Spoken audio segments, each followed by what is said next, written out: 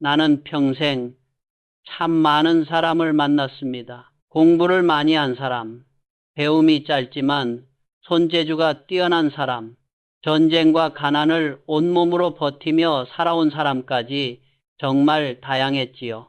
그런데 세월이 흘러 다시 떠올려 보면 그들의 성공과 실패를 나눈 것은 재능이 아니었습니다. 돈도 학벌도 아니었습니다. 결국 사람을 갈라놓은 건 감정이었습니다. 자신의 감정을 다스릴 줄 아는 사람은 시간이 조금 걸려도 결국 자기 인생의 키를 스스로 잡았습니다. 반대로 감정에 휘둘리는 사람은 아무리 머리가 좋고 아무리 좋은 자리를 가져도 언젠가는 그 감정의 파도에 휩쓸려 가더군요. 나이를 먹는다고 저절로 어른이 되는 건 아닙니다. 세월은 몸에만 주름을 만들 뿐 마음은 연습하지 않으면 여전히 서투른 청년으로 남아 있습니다. 저는 그것을 긴 세월 경영 현장에서 뼈저리게 배웠습니다. 젊은 시절에 나는 화가 많았습니다. 일이 뜻대로 흘러가지 않으면 금세 얼굴이 붉어지고 목소리가 높아졌습니다. 보고가 조금만 늦어도 도대체 왜 이렇게 느려 하고 사람을 몰아붙였습니다. 나는 그게 리더십이라고 착각했지요. 매서운 말로 다그쳐야 조직이 속도를 낸다고 믿었습니다. 어느 날 한 직원이 제 앞에 서서 아무 말도 하지 못한 채 눈만 바닥으로 떨구고 있었습니다. 그 눈빛에는 변명도 반항도 없었습니다. 오직 두려움과 피로만이 고여 있었습니다. 그 순간 이상하게도 제 안에서 뜨거운 것이 가라앉으면서 이런 생각이 들었습니다. 지금 이 사람을 힘들게 하는 건 그의 실수가 아니라 내 감정의 폭발이구나. 그때 처음 알았습니다. 내가 화를 내고 있는 이유가 저 사람의 잘못 때문이 아니라 내 안의 불안과 조급함을 다스리지 못한 무능 때문이라는 사실을 말이지요. 그날 밤 나는 오랫동안 잠을 이루지 못했습니다. 그리고 일기장에 이렇게 적었습니다.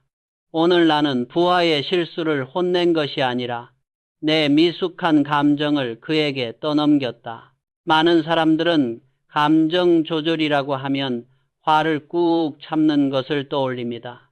그러나 감정을 다스린다는 것은 입을 막는 일이 아닙니다. 그것은 나 자신을 객관적으로 바라보는 힘, 곧 자기 이해의 문제입니다. 경영학 교과서보다 먼저 내가 배운 말이 정서지능입니다. 요즘은 전 세계 경영학, 심리학에서 중요한 화두가 되었지요. 정서지능의 핵심은 세 가지입니다. 첫째, 자기 이해, 내 안을 깊이 들여다보는 힘. 둘째, 타인 이해, 상대의 마음을 읽어내는 통찰. 셋째, 상호작용, 서로를 살리는 대화의 기술. 이 세 가지는 따로 떨어진 능력이 아닙니다. 피라미드처럼 맨 밑바닥, 기초에 자기 이해가 깔려 있습니다. 그 기초가 흔들리면 아무리 공감과 소통을 배우려 해도 위에 쌓인 것들은 금세 무너집니다. 실제로 현대 경영 연구를 보면 리더를 구분짓는 것도 지능 지수나 스펙이 아니라 이런 정서 능력이라고 말합니다. 하버드 비즈니스 리뷰에 실린 다니엘 골먼의 연구에서는 탁월한 리더와 평범한 리더를 나눌 때 차이의 거의 90%가 감정 지능에서 비롯된다고 보고합니다. 또 다른 메타 분석 연구에서는 회사 현장에서 필요한 핵심 역량 중 3분의 2가 정서적 역량과 관련되어 있다는 결과도 있습니다. 이 말은 곧 감정을 경영할 줄 아는 사람이 일을 더 잘한다는 뜻입니다. 단지 기분이 좋아지고 나빠지는 수준의 문제가 아니라 조직의 성과와 직결되는 문제라는 이야기이지요. 그러나 현실에서 많은 사람들은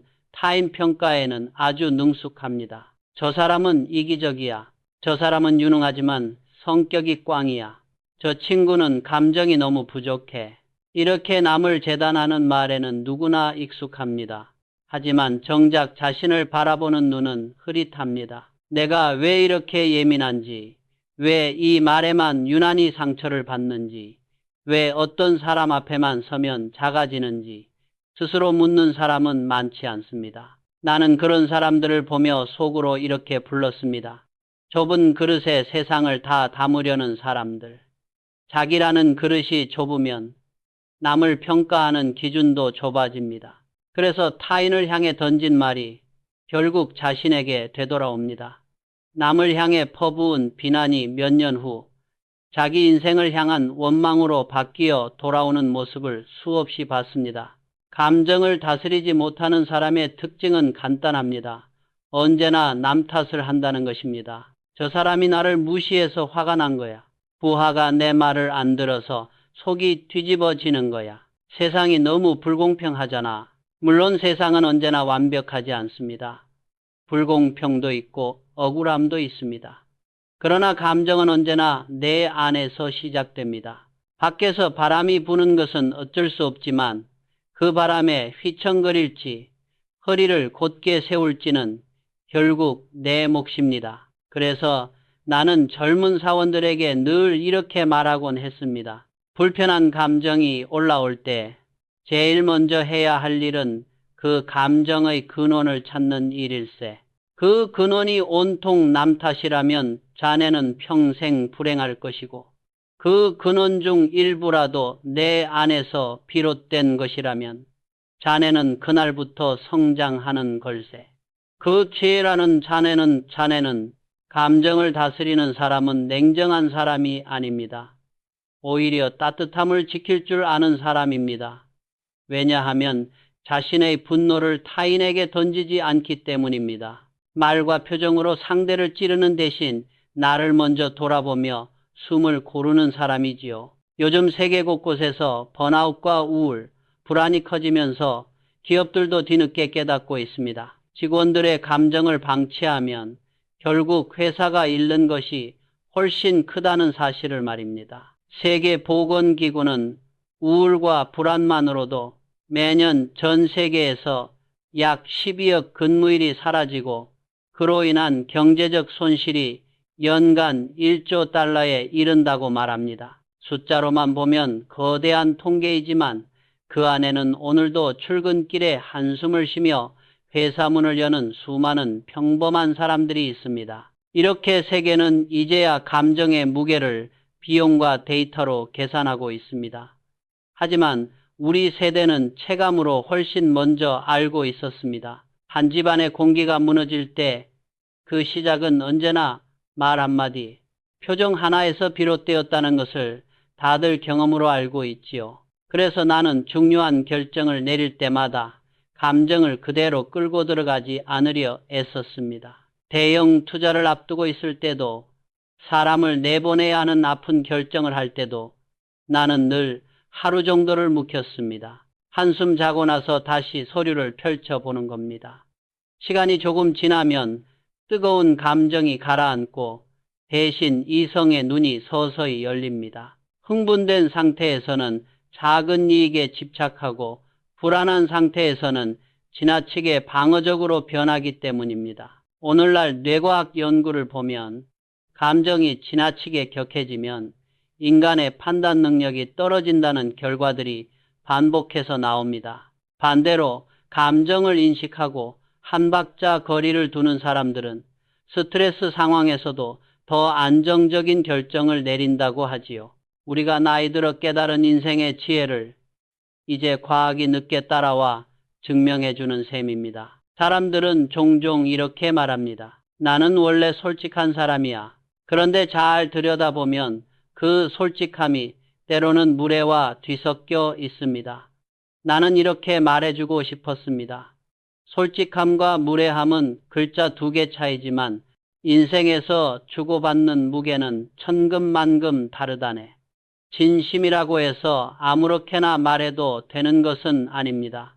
진심이라도 남을 깊게 베이면 그것은 미숙함일 뿐입니다. 나는 사람을 평가할 때 지식도 학벌도 먼저 보지 않았습니다. 그가 감정을 어떻게 관리하는지를 먼저 보았습니다. 실패해서 무엇을 배우는지, 타인을 대할 때 말끝을 어떻게 여미는지, 화가 났을 때 목소리를 어떻게 다루는지를요. 그런 사람은 시간이 걸려도 반드시 성장했습니다. 반면 감정에 휘둘리는 사람은 아무리 유능해 보여도 언젠가 스스로 무너졌습니다. 그래서 나는 감정을 통제하라는 말보다 감정을 경영하라는 말을 더 좋아합니다. 감정은 진노를 대상이 아니라 이해해야 할 대상입니다. 화가 치밀어 오를 때 그 화의 밑바닥에는 두려움이 있습니다. 질투가 올라올 때 그 밑에는 나도 인정받고 싶다는 애틋한 마음이 있습니다.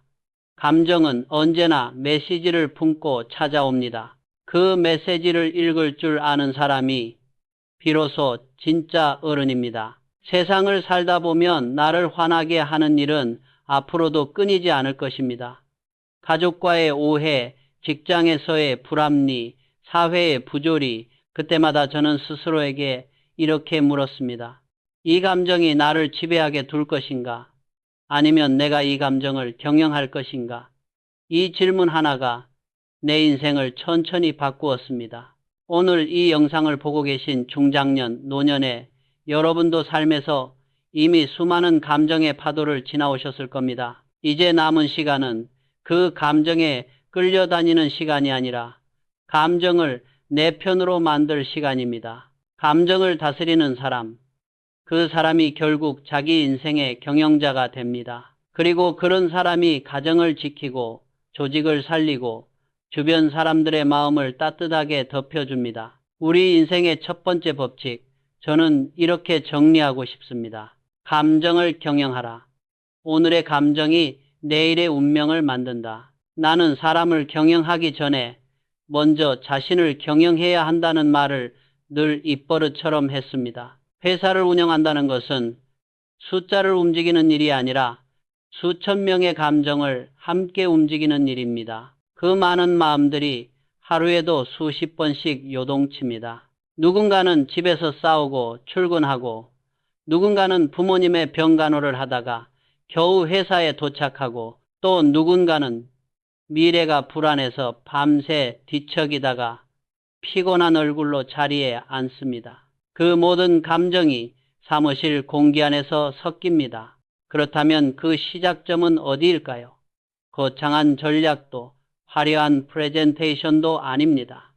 시작점은 언제나 한 사람의 마음입니다. 바로 내 감정의 흐름을 내가 읽을 수 있는가? 라는 질문이지요. 감정이란 눈에 보이지 않지만 내가 평생 만져본 어떤 자산보다도 무거운 자산입니다. 돈은 숫자로 보입니다. 명예는 직함으로 드러납니다. 고난은 도장 하나, 서명 한 줄로 증명됩니다. 그러나 감정은 눈에 보이지 않기 때문에 더 위험합니다. 그 무게를 견디지 못하는 사람은 결국 재산도 명예도 고난도 모두 감정의 파도에 휩쓸려 잃어버립니다. 그래서 나는 감정을 세 단계로 나누어 가르쳤습니다. 첫째, 자기 이해. 둘째, 타인 이해. 셋째, 상호작용. 이 세 가지가 정서지능의 기둥이자 인간관계가 완성되는 세 축입니다. 회사에서든 가정에서든 이 셋이 함께 자라지 않으면 결국 어딘가가 무너집니다. 요즘 심리학과 경영학에서도 비슷한 구조로 정서지능을 설명합니다. 자기인식, 타인이해, 관계관리가 뛰어난 사람이 성과도 좋고 건강도 좋고 인간관계도 안정적이라는 연구들이 반복해서 나오고 있습니다. 그래서 오늘은 이 세 가지를 조금 더 천천히 우리 삶에 가까운 언어로 풀어보려 합니다. 첫 번째, 자기 이해, 감정의 뿌리를 읽는 힘입니다. 자기 이해라는 것은 거창한 철학이 아닙니다. 지금 나는 정확히 무엇을 느끼고 있는가를 알아차리는 능력입니다. 대부분의 사람은 화났다는 것까지만 압니다. 그러나 왜 화가 났는지, 그 화의 뿌리가 어디에 닿아 있는지는 잘 모릅니다.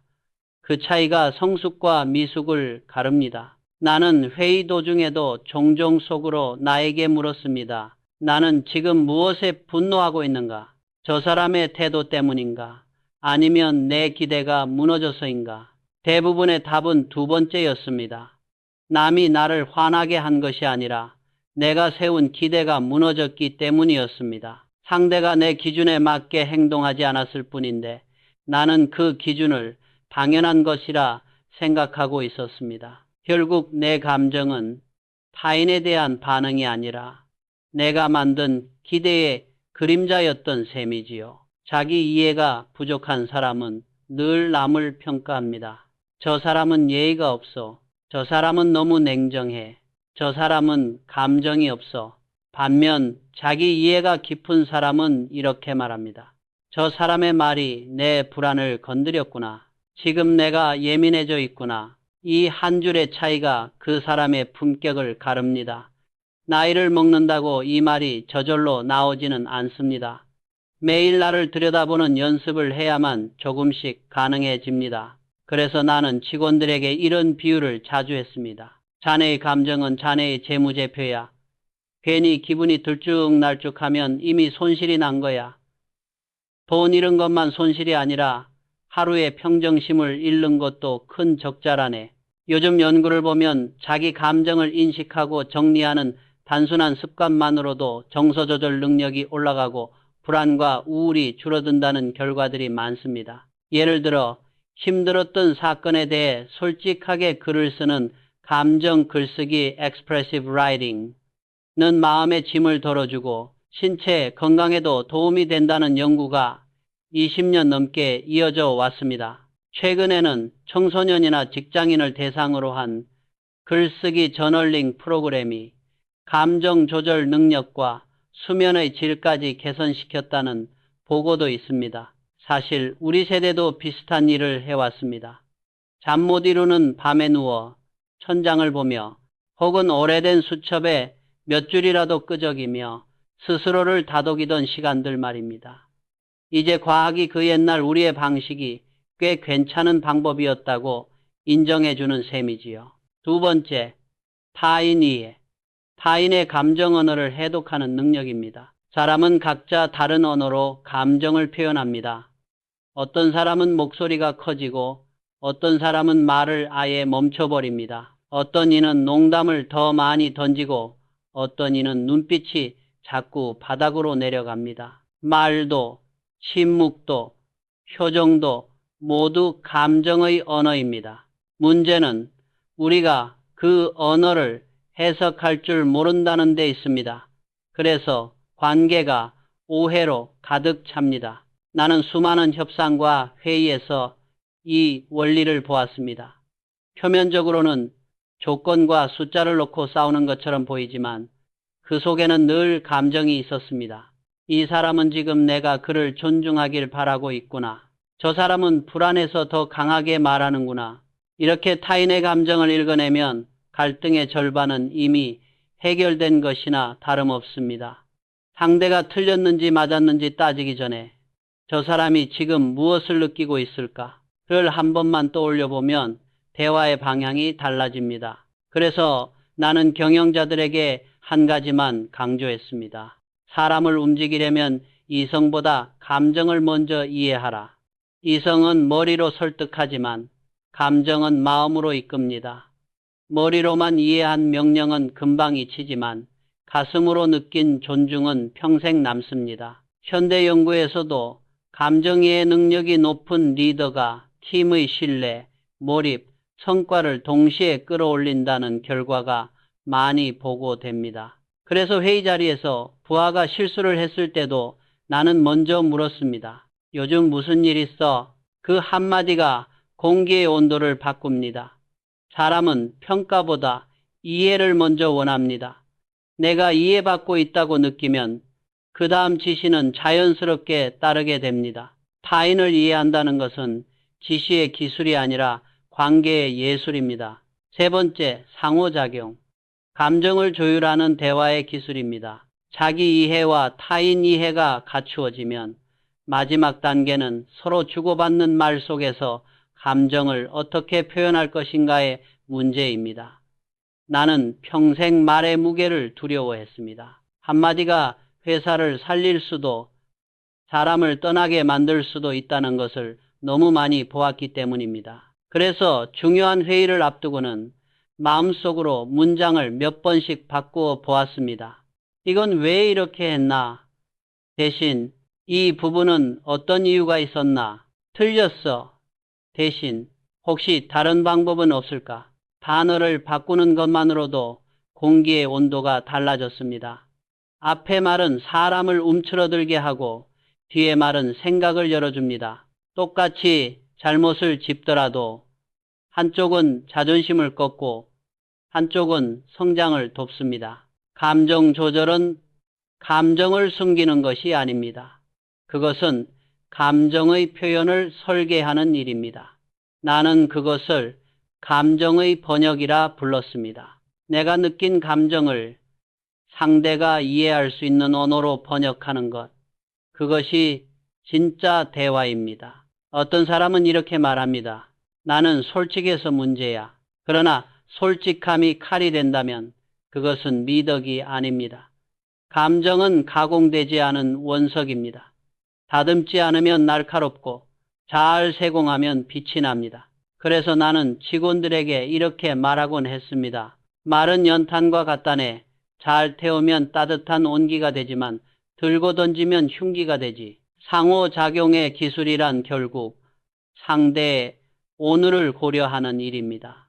말을 던지기 전에 이렇게 한 번만 생각해 보는 사람. 이 말이 저 사람의 오늘을 더 버겁게 만들지는 않을까? 그 사람이 진짜 어른이고 진짜 리더입니다.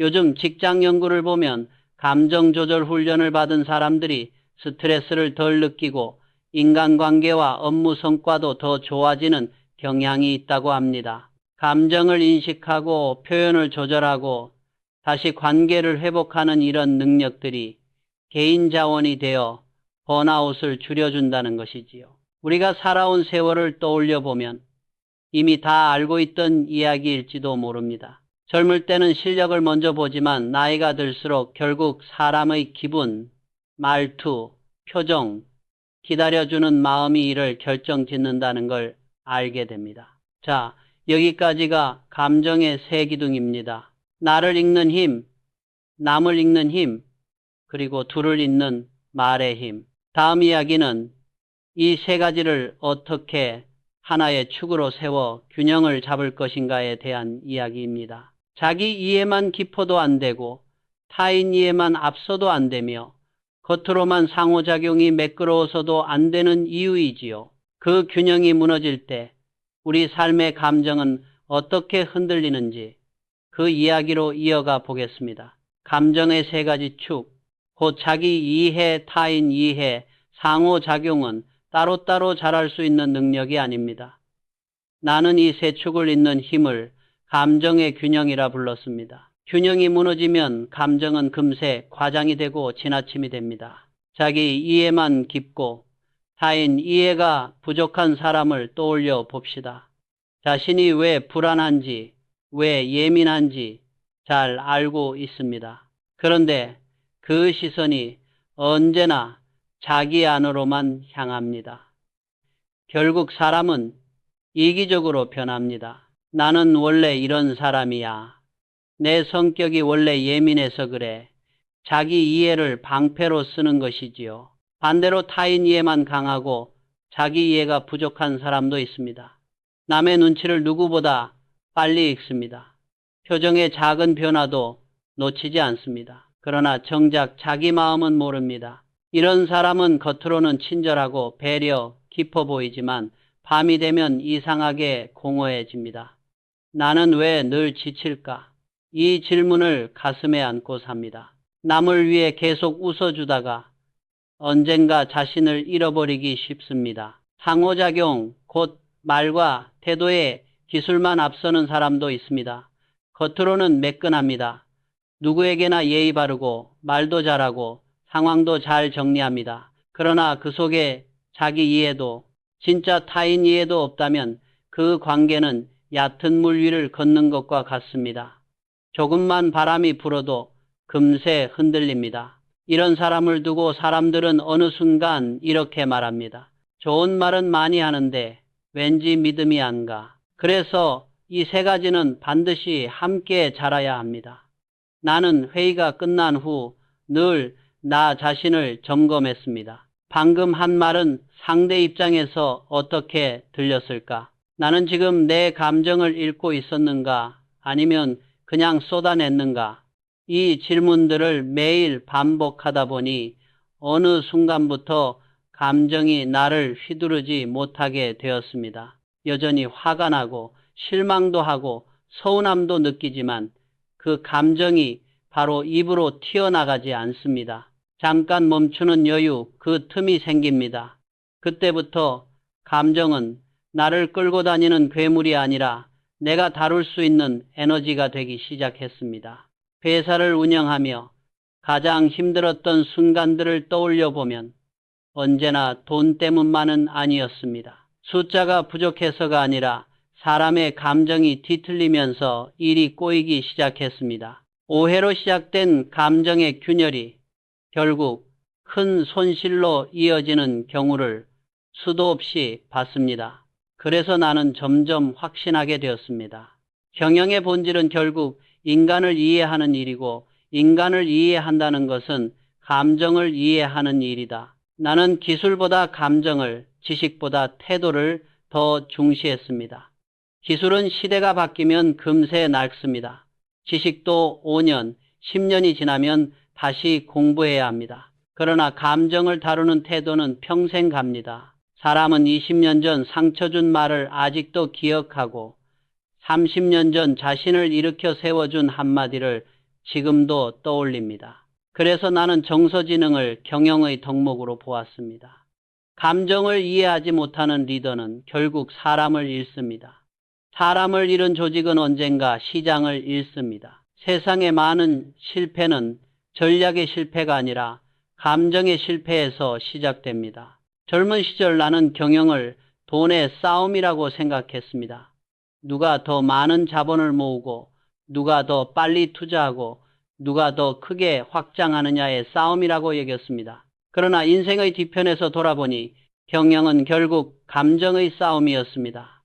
누가 더 냉혹하냐가 아니라 누가 더 따뜻하게 조율할 수 있느냐의 문제였습니다. 자신을 경영할 줄 아는 사람만이 타인을 움직일 수 있습니다.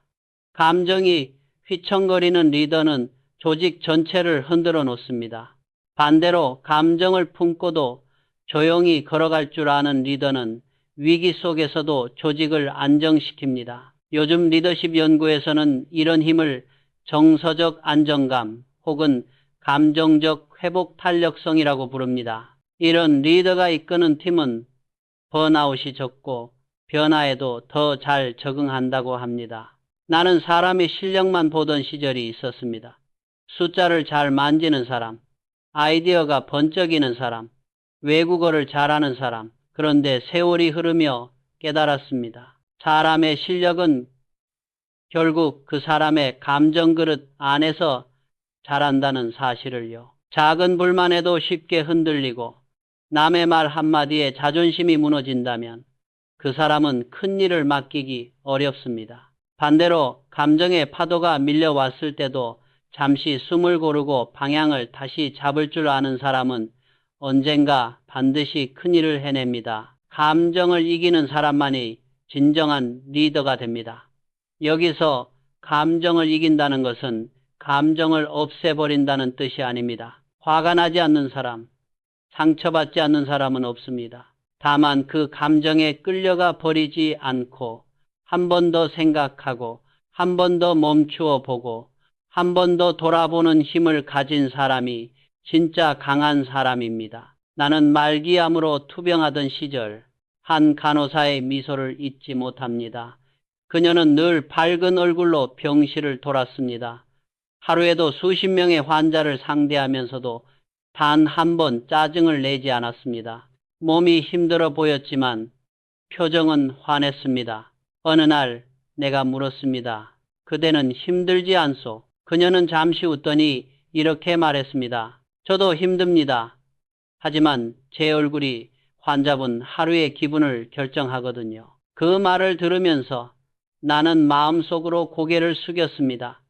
그녀는 감정을 억누른 것이 아니라 감정의 무게를 알고 있었습니다. 자신의 피곤함을 그대로 내보이면 그 무게가 고스란히 환자에게 옮겨간다는 것을 알고 있었던 것이지요. 그래서 피곤함 위에 미소를 한 겹 더 얹은 겁니다. 나는 그때 깨달았습니다. 감정의 무게를 아는 사람만이 타인의 하루를 살릴 수 있다는 것을 우리가 가정에서, 직장에서, 사회에서 서로에게 해줄 수 있는 가장 큰 선물은 거창한 성공담이 아니라 이런 작은 감정의 배려인지도 모릅니다. 사람이 성숙해진다는 것은 자기 감정을 숨기거나 눌러 없애는 것이 아닙니다. 그 감정을 스스로 읽고 이름 붙이고 길들일 줄 아는 사람이 되는 것입니다. 아, 지금 나는 서운하구나. 지금 나는 두렵구나. 이렇게 말을 붙여주는 순간 감정은 조금씩 선명해지고 선명해진 감정은 다루기 쉬워집니다. 나는 그것을 감정의 경영이라 불렀습니다. 돈을 경영하는 사람은 부자가 되고 사람을 경영하는 사람은 리더가 되며 감정을 경영하는 사람은 결국 자기 자신을 얻습니다. 감정은 인간의 약점이 아니라 가능성입니다. 그것을 부정하면 우리는 기계처럼 굳어지고 그것을 직면하면 비로소 인간다움이 시작됩니다. 평생 나는 기술보다 사람을 믿었습니다. 그리고 사람 중에서도 감정을 다스릴 줄 아는 사람을 가장 믿었습니다. 그런 사람은 회사를 살리고 가정을 지키며 주변을 따뜻하게 만듭니다. 그것이 내가 평생 배운 경영의 첫 번째 법칙이었습니다. 감정을 경영하라. 그대의 감정이 곧 그대의 운명이다. 그리고 그 운명은 오늘 이 순간 내 마음을 들여다보는 아주 작은 질문 하나에서 시작됩니다. 사람은 누구나 두 눈을 가지고 태어납니다. 하지만 대부분의 사람은 그 눈을 언제나 밖을 보기 위해서만 씁니다.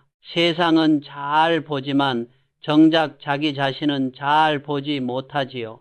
나는 진짜 리더는 세상을 보기 전에 먼저 자기 자신을 보는 사람이라고 믿었습니다. 그래서 마음속으로 이렇게 부르곤 했습니다. 두 번째 눈을 가진 사람. 심리학에서는 그것을 메타인지라고 합니다. 한마디로 말하면 생각하는 나를 또 한 번 바라보는 눈, 감정을 느끼는 나를 한 발 물러서서 바라보는 힘입니다. 나는 평생 이 두 번째 눈을 훈련했습니다. 하루 대부분을 회의와 보고 속에서 보냈지만 그 시간의 절반은 사실 상대가 아니라 나를 관찰하는 데 쓰였습니다.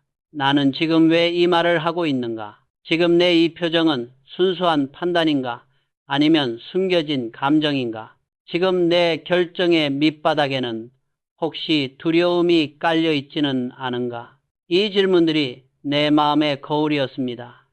바쁜 일과 속에서도 틈틈이 이 거울을 들여다보는 연습을 했습니다. 그러다 보니 어느 순간부터는 회의 중에 말을 하면서도 말하는 나를 조용히 지켜보는 또 다른 나를 느끼게 되었습니다. 메타인지란 결국 감정과 나 사이에 거리를 두는 힘입니다. 그 거리가 있어야 감정이 나를 지배하지 못합니다. 사람들은 흔히 이렇게 말합니다. 내가 화가 나서 그랬지. 평소엔 안 그래. 그러나 메타인지가 있는 사람은 이렇게 말합니다. 지금 나는 화가 나고 있구나. 앞의 말은 감정의 노예가 한 말이고 뒤의 말은 감정의 주인이 한 말입니다.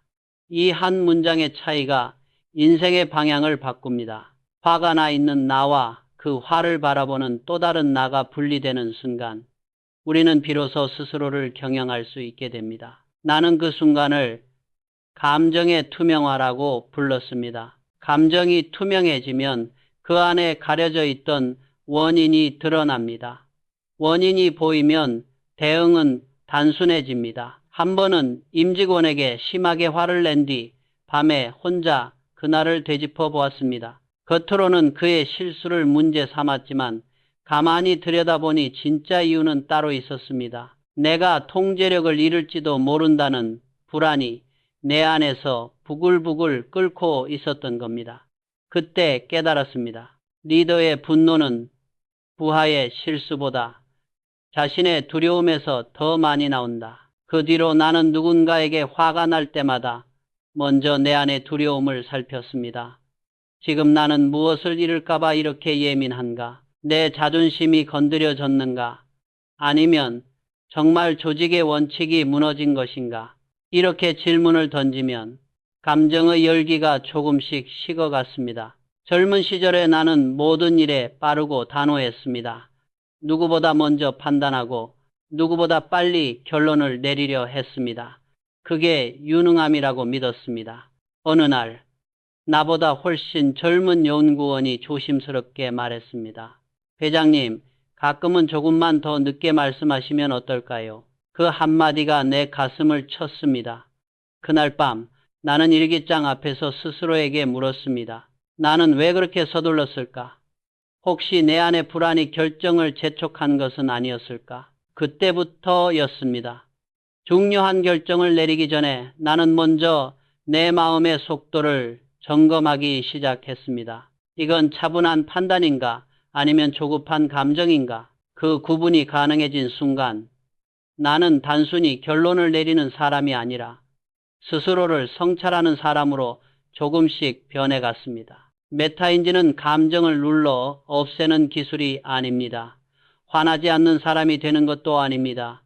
오히려 감정을 분석하는 사고에 가깝습니다. 화를 느끼는 것은 인간적입니다. 상처받는 것도 질투를 느끼는 것도 다 자연스러운 일입니다. 다만 그 감정의 구조를 이해하는 순간 그 감정은 나를 망가뜨리는 칼이 아니라 더 나은 선택을 돕는 에너지로 바뀔 수 있습니다. 요즘 심리학과 뇌과학에서도 비슷한 이야기를 합니다. 감정을 있는 그대로 인식하고 한 발 떨어져 바라보는 연습을 하면 뇌의 감정 중추인 편도체 반응은 줄어들고 이성을 담당하는 전전두엽이 더 잘 작동한다는 연구들이 계속 나오고 있습니다. 즉, 감정과 나 사이에 거리를 두는 것만으로도 우리는 스스로를 조금 더 지혜롭게 만들 수 있다는 뜻이지요. 그러나 많은 사람들은 선의를 믿으면서도 그 선의가 상대에게 칼이 되는 경우를 자주 겪습니다. 나는 진심으로 말했을 뿐이야. 나는 그냥 솔직했을 뿐이야. 이런 말 뒤에는 대개 메타인지의 부재가 숨어 있습니다. 내 말이 상대에게 어떤 무게로 닿을지 미리 그려보는 그 한 걸음의 상상력이 부족한 것입니다. 삼성 초창기 시절 한 임원이 내게 이렇게 말한 적이 있습니다. 회장님, 직원들에게 솔직하게 말씀하셔야 합니다. 그게 진정성을 보여줍니다. 그 말은 틀리지 않았습니다. 솔직함은 중요합니다. 그러나 그것만으로는 충분하지 않습니다. 솔직함에는 반드시 통찰이 따라야 합니다. 메타인지 없는 솔직함은 무례가 되고 메타인지가 더해진 솔직함은 존중이 됩니다. 그래서 나는 말을 하기 전 늘 나 자신에게 되물었습니다. 이 말이 상대의 마음에 어떤 흔적을 남길까? 이 문장은 진심인가? 아니면 내 피로와 짜증의 배출구인가? 이 두 가지 질문만으로도 많은 실수를 막을 수 있었습니다. 나는 하루의 끝마다 내 행동을 돌아보았습니다. 오늘 나는 감정에 휘둘리지는 않았는가? 누군가에게 불필요한 상처를 주지 않았는가? 이렇게 조용히 자신을 돌이켜보는 시간을 나는 내면의 경영일지라고 불렀습니다. 기업이 매일 손익을 기록하듯 우리는 매일 감정의 흐름을 기록해야 합니다. 이 습관이 쌓이면 인격이 되고 인격은 결국 신뢰가 됩니다. 요즘 심리학에서는 이런 과정을 자기 성찰 혹은 마음 챙김이라고 부르며 실제로 우울과 불안을 줄이고 수면과 면역 기능까지 돕는다는 연구가 많습니다. 하지만 우리 세대에게는 이런 표현보다 그저 하루를 조용히 돌아보는 시간이라는 말이 더 익숙할지 모르겠습니다. 이름이 무엇이든 결국 중요한 것은 같은 한 가지입니다. 나는 오늘 내 감정을 인식하며 살았는가? 아니면 감정에 끌려다니며 살았는가? 사람은 자신을 들여다보는 습관을 잃을 때 타인을 더 강하게 통제하려 합니다. 반대로 자신을 자주 관찰하는 사람은 타인에게 관대해집니다. 왜냐하면 그는 알고 있기 때문입니다. 나 역시 하루에도 수십 번씩 흔들리는 존재라는 사실을요. 그래서 나는 이제 이렇게 말하고 싶습니다. 리더십의 본질은 화려한 카리스마가 아니라 감정을 인식하는 능력입니다.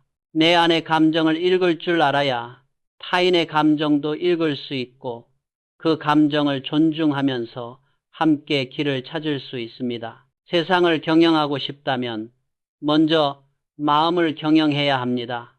마음을 경영하려면 먼저 자신을 바라보아야 합니다. 그대가 스스로를 바라보는 그 눈, 바로 두 번째 눈이 뜨이는 순간 우리는 더 이상 감정의 노예가 아니라 감정의 주인이 됩니다. 그리고 그때부터 비로소 나와 타인, 조직과 가정 모두를 조금씩 더 지혜롭게 이끌어 갈 수 있습니다. 나는 평생 말의 무게를 두려워했습니다.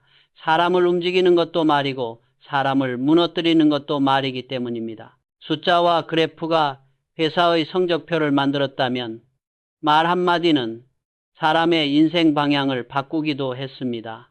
실제로 나는 기업의 흑자가 나던 해에도 딱 한 문장 때문에 핵심 인재가 회사를 떠나는 장면을 보았습니다. 그때마다 깨달았습니다. 결국 조직을 살리고 죽이는 것은 시스템이 아니라 말의 온도구나. 젊은 시절에 나는 성과를 독려한다는 명목으로 사람을 몰아붙였습니다. 실적이 좋지 않으면 회의 자리에서 이렇게 말하곤 했지요. 이게 도대체 보고서입니까? 이런 기본도 안 되어 있는데 무슨 책임을 맡겠다고 나섭니까? 그때는 몰랐습니다. 내가 내뱉은 한 문장이 그 직원의 하루를 망가뜨리고 어떤 이에게는 회사를 떠날 결심까지 품게 만든다는 것을 말입니다. 우리는 대개 말을 하고 나면 끝났다고 생각합니다. 하지만 말은 끝난 것이 아니라 상대의 마음속에서 계속 반복 재생되는 메아리입니다. 한 번은 젊은 간부가 내 방을 찾아와 조심스럽게 말했습니다. 회장님, 제가 회의에서 뭘 잘못한 겁니까? 회장님, 말씀 한마디가 자꾸 머릿속에서 떠나질 않아서 일에 집중이 안 됩니다. 그때 나는 깨달았습니다. 말은 단순한 소리가 아니라 에너지의 전달이라는 것을. 에너지가 따뜻하면 사람을 일으키지만 차갑고 날카로우면 관계를 얼어붙게 만듭니다. 그날 이후 나는 말을 하기 전마다 스스로에게 물었습니다. 나는 지금 이 사람에게 에너지를 주고 있는가? 아니면 빼앗고 있는가? 이 기준 하나가 회사를 조금씩 바꾸었습니다. 직원들의 눈빛이 달라지고 회의장의 공기가 부드러워졌습니다. 요즘 연구들을 보면 리더의 감정 표현과 말투가 팀의 성과와 만족도, 이직률에까지 영향을 미친다고 합니다. 정서지능이 높은 리더일수록 팀의 분위기를 안정시키고 협력과 성과를 동시에 높인다는 분석도 있습니다. 우리가 경험으로 알던 사실을 이제 학문이 뒤늦게 확인해주고 있는 셈입니다. 많은 사람들이 솔직함을 미덕으로 여깁니다. 나는 원래 있는 그대로 말해. 나는 거짓말 못하는 성격이야. 그러나 솔직함에는 품격이 필요합니다. 나는 직원들에게 이렇게 말하곤 했습니다. 진심이라는 이유로 예의를 잃어서는 안 된다네. 솔직함은 상대의 자존심을 남겨둔 채 진실을 전하는 기술일세. 어느 날 한 임원이 보고서에서 실수를 했습니다. 나는 그 자리에서 이렇게 말했습니다. 왜 이런 기본적인 것도 틀리나?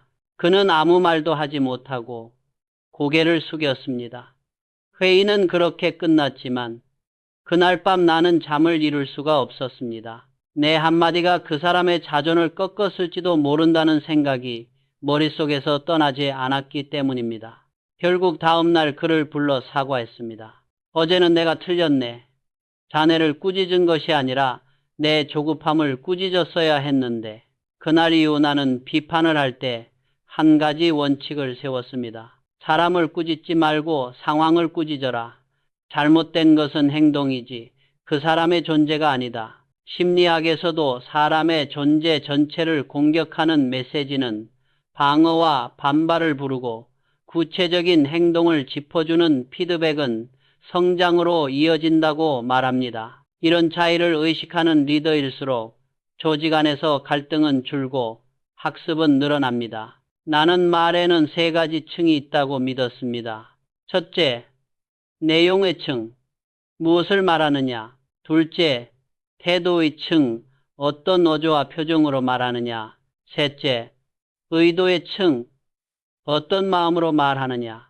사람은 내용보다 태도와 의도를 훨씬 더 정확하게 읽어냅니다. 수고했어 라는 말도 진심으로 건네면 큰 힘이 되지만 의무적으로 던지면 오히려 모욕처럼 느껴질 때가 있습니다. 그래서 말을 꺼내기 전에 나는 항상 이렇게 점검했습니다. 이 말의 에너지는 어디를 향하고 있는가? 내용은 이성으로, 태도는 감성으로, 의도는 인격으로 다스려야 합니다.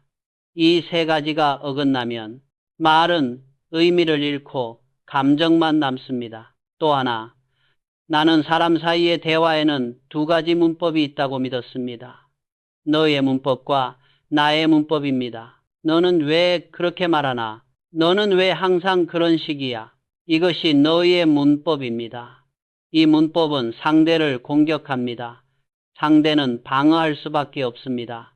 반면 나의 문법은 이렇게 시작합니다. 나는 그 말을 들으니 마음이 아프네. 나는 자네가 이렇게 행동한 이유가 궁금하네. 같은 불만이라도 너 대신 나로 시작하면 관계는 남습니다.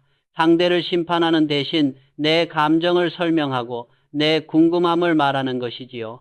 요즘 심리학과 상담 영역에서 널리 알려진 비폭력 대화, Non-Violent Communication도 같은 원리를 이야기합니다. 관찰, 느낌, 필요, 요청의 네 가지 요소를 중심으로 평가와 비난 대신 자신의 감정과 필요를 솔직하게 표현하되 상대를 존중하는 방식으로 말하라고 가르칩니다. 이 방식은 가정에서도 직장에서도 갈등을 줄이고 공감과 신뢰를 키우는데 효과가 있다는 보고가 적지 않습니다. 직원과 갈등이 생겼을 때 나는 이렇게 말하려고 노력했습니다.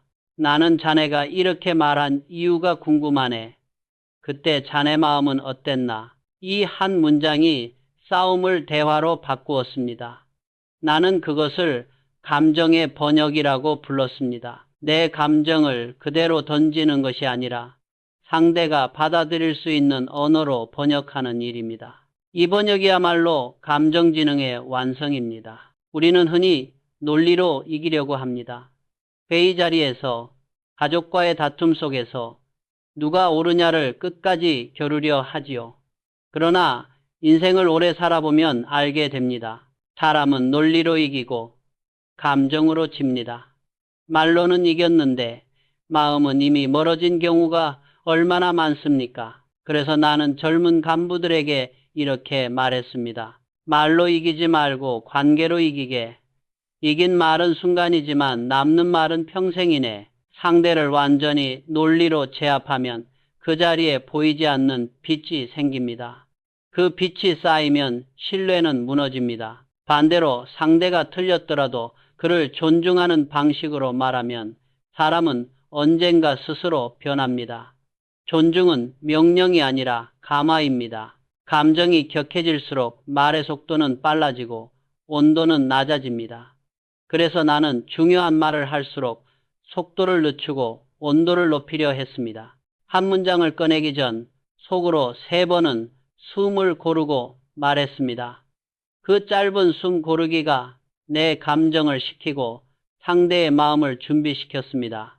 나는 직원들에게 자주 이렇게 말했습니다. 급할수록 말은 천천히, 마음이 차가울수록 목소리는 따뜻하게. 이것은 단순한 예의가 아니라 감정을 관리하는 가장 실질적인 기술입니다. 요즘 조직 심리 연구에서도 리더가 차분하고 따뜻한 어조를 유지할수록 구성원들의 스트레스와 이직 의도가 낮아지고 팀의 회복력과 협력이 높아진다고 합니다. 감정을 다스린다고 해서 늘 진지하고 무거울 필요는 없습니다. 때로는 가벼운 유머 한마디가 무거운 분위기를 풀어줍니다. 한 간부가 회의에서 실수를 하고 얼굴이 새빨개졌을 때 나는 미소를 지으며 이렇게 말했습니다. 괜찮네. 나도 자네 나이 때는 하루에 3번씩 틀렸어. 그래서 이렇게 빨리 늙었지. 회의실이 웃음으로 바뀌었습니다. 그날 이후 그는 실수를 덜 두려워하게 되었고 오히려 더 적극적으로 도전하기 시작했습니다. 진짜 유머는 타인을 비웃지 않습니다. 상대의 체면을 살려주면서도 마음의 문을 살며시 열어줍니다. 결국 말의 품격이 곧 인격입니다. 지식은 책으로 배울 수 있지만 말의 태도는 삶으로 길러야 합니다. 조급한 사람은 명령으로 말하고 여유 있는 사람은 질문으로 말합니다. 그리고 감정을 경영하는 사람은 언제나 한 박자 늦게, 한 톤 낮게, 한 겹 더 따뜻하게 말하려고 노력합니다. 그 작은 차이가 누군가의 하루를 살리고 한 조직의 문화를 바꾸며 때로는 한 집안의 공기를 바꿉니다. 우리는 모두 그 힘을 이미 알고 있습니다. 삶의 어느 순간 우리를 일으켜 세워준 바로 그 한마디를 아직도 기억하고 있지 않습니까? 사람은 누구나 옳고 싶어 합니다. 젊을 때는 특히 더 그렇지요. 회의에서도, 부부 싸움에서도, 친구와의 말다툼에서도 우리는 자기도 모르게 내가 맞다는 것을 증명하려 듭니다. 그런데 인생을 오래 살아보면 천천히 알게 됩니다. 모든 옳음은 관계 안에서만 의미가 있다는 사실을요. 관계를 깨뜨리면서까지 지켜낸 옳음은 시간이 지나 돌아보면 이상하게도 씁쓸한 기억으로 남습니다. 나도 한때는 그랬습니다. 한 임원과 회사의 방향을 두고 크게 논쟁을 벌인 적이 있습니다. 그는 조심스럽게 다른 길을 제안했지만 나는 끝까지 밀어붙였습니다. 자료도, 수치도, 논리도 모두 내 손을 들어주었습니다. 결과적으로 내 판단이 맞았습니다. 회의는 내가 이겼지요. 그런데 회의실 불이 꺼지고 모두가 떠난 뒤 이상한 패배감이 밀려왔습니다. 분명 나는 회사의 방향을 지켰는데 왜 마음은 이렇게 허전하지? 그때를 오래 곱씹어 보니 이유가 분명했습니다. 나는 회사를 살렸지만 그 사람의 마음은 잃었습니다. 그날 이후 나는 내 머리에 옳고 그름보다 내 말의 무게를 먼저 재기 시작했습니다. 이긴 논리가 사람의 가슴을 무너뜨린다면 그건 결코 승리가 아니라는 걸 깨달은 것입니다. 그래서 나는 이렇게 말하게 되었습니다. 관계가 깨지는 옳음은 결국 틀린 것이라네. 때로는 맞서지 않는 것이 비겁함처럼 느껴질 때도 있습니다. 특히 성격이 곧고 책임감이 강한 분일수록 더 그렇지요. 부당한 말을 들으면 바로잡아야 직성이 풀리고 억울하면 끝까지 따져야 속이 풀립니다. 나도 젊은 날에는 그랬습니다. 바른 말은 해야 한다는 신념으로 수많은 자리에서 맞섰습니다. 하지만 나이가 들수록 알게 되었습니다. 맞서지 않는다는 것은 이기는 것을 포기하는 비겁함이 아니라 더 큰 것을 지키기 위한 여유라는 것을요. 누군가 내게 물었습니다. 회장님은 왜 그렇게 온화하게 말씀하십니까? 그건 리더에게 필요한 단호함을 잃는 게 아닙니까? 나는 이렇게 답했습니다. 단호함과 완고함은 다르네. 맞서지 않는 것은 비겁함이 아니라 방향을 잃지 않기 위한 여유일세. 감정이 폭풍처럼 몰아칠 때 우리는 본능적으로 싸우거나 도망가거나 둘 중 하나를 택합니다. 하지만 진짜 강한 사람은 세 번째 길을 압니다. 바로 조용히 기다리는 것입니다. 말문을 닫고 마음이 진정될 시간, 이성이 따라올 시간을 주는 것이지요. 나는 이를 냉철한 기다림의 기술이라 불렀습니다. 실제로 갈등을 어떻게 다루느냐에 따라 관계의 미래가 달라진다는 연구들은 이제 흔하게 찾아볼 수 있습니다. 직장과 팀 연구에서도 감정에 휘둘려 공격적으로 싸우는 팀보다 한 걸음 물러서 서로의 입장을 듣고 조율하는 팀이 더 신뢰를 쌓고 성과도 높다는 결과들이 반복해서 나오고 있습니다. 나는 오래전부터 대나무를 좋아했습니다. 바람이 불면 크게 휘어지지만 쉽게 부러지지 않습니다. 나는 그게 리더의 모습이라고 생각했습니다. 사람이 단단해서가 아니라 유연해서 살아남는다는 사실을요.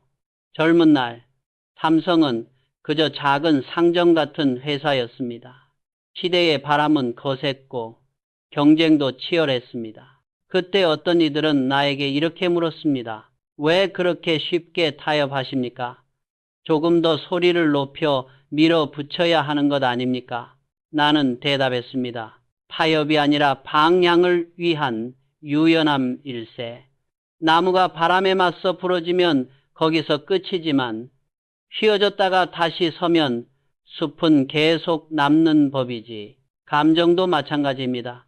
불이 나면 정면으로 뛰어들어 싸우려 하지 말고 먼저 공기를 조절해야 합니다. 감정은 불과 같아서 정면으로 맞붙으면 나도 타고 상대도 탑니다. 하지만 불 주위를 맴도는 공기, 즉 말투와 태도, 시간의 간격을 조절하면 그 불은 누군가를 데우는 온기가 될 수 있습니다. 나는 사람 사이에 적이라는 말을 싫어했습니다. 사업을 하다 보면 경쟁자는 얼마든지 있을 수 있습니다. 그러나 굳이 평생 마음의 엉어리로 남을 적을 만들 필요는 없습니다. 한번 적이 된 사람은 상황이 끝난 뒤에도 마음속에서 계속 걸림돌이 됩니다. 감정 조절의 목적은 내가 옳다는 것을 증명하는 데 있지 않습니다. 사람을 잃지 않는 데 있습니다. 적이 늘어날수록 인생은 점점 피로해집니다. 그래서 나는 늘 이렇게 말했습니다. 사람을 이기면 그 순간은 통쾌할지 몰라도 결국 자네 자신을 잃게 될 걸세. 돌이켜보면 내가 경험한 모든 성공의 이면에는 언제나 관계를 지키는 선택이 있었습니다. 당장의 수익보다 사람을 택하고 결과보다 존중을 택했을 때 회사는 비로소 오래 갔습니다. 갈등이 생겼을 때 바로 반응하면 감정은 폭발합니다. 나는 일부러 한 박자 늦게 반응하는 습관을 들였습니다. 화가 날 때 바로 답장을 쓰지 않고 먼저 메모장에 속마음을 쏟아냈습니다. 그렇게 하루쯤 지나 다시 읽어보면 그때 목까지 올라왔던 문장 중 절반은 자연스레 사라지고 나머지 절반은 다듬어져 있었습니다. 나는 그것을 감정의 완충지대라 불렀습니다. 그 완충지대가 있어야 감정은 흩어지고 그 자리에 이성이 들어올 공간이 생깁니다. 한 박자 늦게 말하는 사람은 결코 손해보지 않습니다. 오히려 그 한 박자가 그 사람의 품격을 만들어줍니다. 요즘 심리 연구에서도 감정이 치밀어 오를 때 잠시 멈추고 숨을 고르는 단순한 행위가 공격성을 낮추고 후회할 행동을 줄여준다는 결과들이 나옵니다. 어느 날 한 부하 직원이 나에게 거의 반말에 가까운 어조로 대들었습니다. 회장님도 틀릴 수 있잖아요. 순간 가슴에서 불이 치솟았습니다. 그 자리에 있던 사람들이 모두 숨을 죽였습니다. 예전 같았으면 나는 그 자리에서 호통을 쳤을지도 모릅니다. 그런데 이상하게 그날은 웃음이 먼저 나왔습니다. 그래, 자네 말이 맞네. 나도 틀릴 수 있지. 그는 그 자리에서 울음을 터뜨렸습니다. 며칠 후 그는 내게 편지를 한 장 가져왔습니다. 편지에는 이렇게 적혀 있었습니다. 그날 회장님의 침묵이 제 인생을 바꿨습니다. 나는 그 편지를 읽으며 다시 한번 깨달았습니다.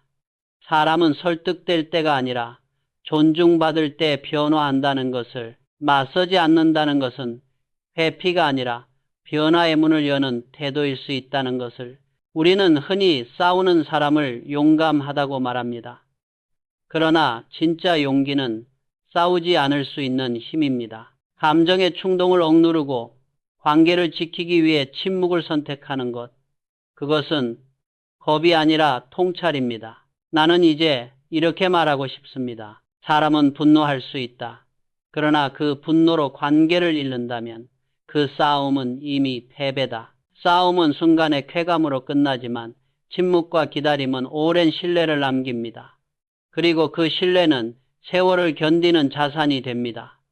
최근 연구들을 보면 중장년층에서 용서와 관계, 회복이 건강과 삶의 만족도에 큰 영향을 미친다는 결과가 많습니다. 용서할 줄 아는 노인일수록 신체, 정신 건강이 좋고 삶의 질과 만족도도 높다는 보고들이 이어지고 있습니다. 심지어 용서는 혈압을 낮추고 스트레스를 줄이며 심장질환의 위험도 줄여줄 수 있다는 의학 연구도 있습니다. 결국 리더의 진짜 강함은 목소리의 크기에서 나오지 않습니다. 감정의 절제력에서 나옵니다. 나는 그것을 정서적 근력이라고 불렀습니다. 이 근력이 있는 사람은 어떤 위기 속에서도 쉽게 흔들리지 않습니다. 감정이 출렁이는 건 어쩔 수 없지만 그 출렁임을 남에게 쏟아붓지 않는 힘이지요. 감정에 휘둘리는 리더는 조직을 흔듭니다. 반대로 자신의 감정을 품고도 조용히 걸어가는 리더는 폭풍 속에서도 사람들의 마음의 균형을 가져다 줍니다. 가정에서도 마찬가지입니다. 부모가 늘 예민하고 화가 나 있다면 온 집안이 불안해집니다. 반대로 부모가 힘든 와중에도 한 번 더 숨을 고르고 한 톤 낮게 이야기하려고 애쓴다면 그 집은 쉽게 무너지지 않습니다. 인생의 마지막에 남는 것은 승패가 아니었습니다. 숱한 전쟁 같은 경쟁과 갈등 끝에 남은 것은 단 하나의 질문이었습니다. 누가 끝까지 내 곁에 남았는가? 그것이 인생의 진짜 결산표였습니다. 맞서지 않는다는 것은 그저 온화하게 살겠다는 말이 아니라 관계를 지키겠다는 결단이며 감정을 이기는 가장 강력한 전략입니다. 사람을 이기면 순간의 승리이지만 관계를 지키면 평생의 승리입니다.